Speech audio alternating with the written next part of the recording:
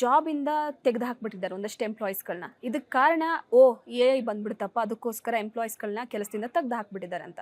ಒಂದು ಪ್ರಶ್ನೆ ಕಾಡುತ್ತೆ ಸರ್, ನಿಜವಾಗ್ಲೂ ಈ ಎ ಐ ಅನ್ನುವಂಥದ್ದು ಸಾಕಷ್ಟು ಜನದಿಂದ ಕೆಲಸದಿಂದ ವಜಾ ಮಾಡೋದಕ್ಕೆ ಕಾರಣವಾಗಿದೆಯಾ ಅಥವಾ ಸೃಷ್ಟಿ ಮಾಡೋದಕ್ಕೆ ಕಾರಣವಾಗಿದೆಯಾ ಅನ್ನುವಂಥ ಒಂದು ಪ್ರಶ್ನೆ ಕಾಡುತ್ತೆ ಸರ್. ಯಾವಾಗಲೂ ಒಂದು ಟೆಕ್ನಾಲಜಿಯಿಂದ ಇನ್ನೊಂದು ಟೆಕ್ನಾಲಜಿಗೆ ಹೋದಾಗ ಅದು ಮೊದಲು ಪೀಕ್ನಲ್ಲಿರುತ್ತೆ. ಎಸ್, ಹೊಸ ಟೆಕ್ನಾಲಜಿ ಬಂದಾಗ ಕೆಲಸ ಕೆಳಗಿಳಿಯುತ್ತೆ, ಕೆಲಸಗಳು ಇಲ್ಲ ಫಾಸ್ಟಾಗಿ ಇಳಿದ್ಬಿಡುತ್ತೆ. ಓಕೆ, ಆಮೇಲೆ ಬೇರೆ ಕೆಲಸಗಳು ಸೃಷ್ಟಿಯಾಗುತ್ತೆ. Okay, it goes. ಅಂದರೆ ಪೀಕ್, ವ್ಯಾಲಿ, ಸಸ್ಟೈನಬಿಲಿಟಿ ಎಸ್, ಅಂದರೆ ಮೂರು ಏನು ಟೈಮ್ ಫ್ರೇಮ್ಗೆ ಹೇಳ್ಬೋದು ನೋಡು. ಓಕೆ, ಈ ಟೈಮ್ ಫ್ರೇಮ್ನಲ್ಲಿ ಎ ಐ ಕೆಲಸಗಳನ್ನು ನಷ್ಟಪಡುತ್ತೆ. ಅಂದರೆ ಕೆಲಸ ವ್ಯಕ್ತಿಗಳು ಮನುಷ್ಯರು ಕೆಲಸ ಕಳ್ಕೊಳ್ತಾ ಇದ್ದಾರೆ. ಕೆಲಸ ಕಳ್ಕೊಳ್ಳೋರು ಯಾರು?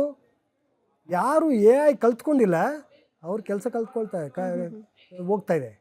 ಯಾರು ಕಲ್ತಿದ್ದಾರೆ ಅವ್ರಿಗೆ ಇನ್ನೂ ಒಳ್ಳೆ ಕೆಲಸ ಸಿಗ್ತಾ ಇದೆ, ಇನ್ನೂ ಹೆಚ್ಚಿನ ಸಂಬಳ ಕೆಲಸ ಸಿಗ್ತಾ ಇದೆ. ಸೊ ಅಂದರೆ ಎನಿ ಟೆಕ್ನಾಲಜಿ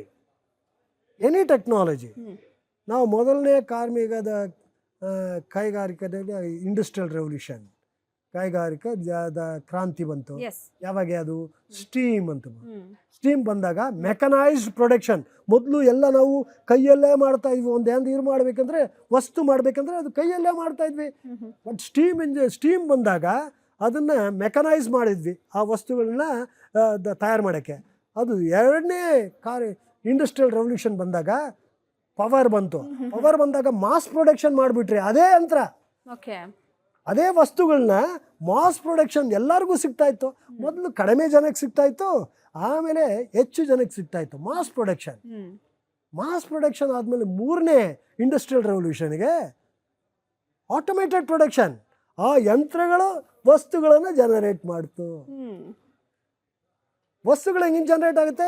ಆ ಯಂತ್ರಗಳೇ, ಮೆಷಿನ್ಸೇ ದೇ ಸ್ಟಾರ್ಟೆಡ್ ಜನರೇಟಿಂಗ್ ಐಟಮ್ಸ್, ವಸ್ತುಗಳ. ಈ ವಸ್ತುಗಳಿಗೆ ಕೊರತೆ ಕಡಿಮೆ ಆಯ್ತಾ? ಇಲ್ಲ ಡಿಮ್ಯಾಂಡ್ ಕಡಿಮೆ ಆಯ್ತಾ? ಇಲ್ಲ, ಇನ್ನೂ ಹೆಚ್ಚಾಯಿತು. ಅಂದರೆ ಯಾರು ಕೆಲಸ ಕಳ್ಕೊಂಡಿಲ್ಲ ಇನ್ನೂ. ನಾಲ್ಕನೇ ಈಗ ನಾವು ನಾಲ್ಕನೇ ಇಂಡಸ್ಟ್ರಿಯಲ್ ರೆವಲ್ಯೂಷನ್ನಲ್ಲಿದ್ದೀವಿ. ನಾಲ್ಕನೇ ಇಂಡಸ್ಟ್ರಿಯಲ್ ರೆವಲ್ಯೂಷನ್ನಲ್ಲಿ ಇಂಟೆಲಿಜೆನ್ಸ್, ಬುದ್ಧಿವಂತಿಕೆ, ಕೃತಕ ಬುದ್ಧಿಮತ್ತ ಇದೆಲ್ಲ ಇದೆ. ಈ ಆರ್ಟಿಫಿಷಿಯಲ್ ಇಂಟೆಲಿಜೆನ್ಸ್ ಯೂಸ್ ಮಾಡಿಕೊಂಡು ಕೆಲಸಗಳು ಇನ್ನೂ ಹೆಚ್ಚಾಗುತ್ತೆ.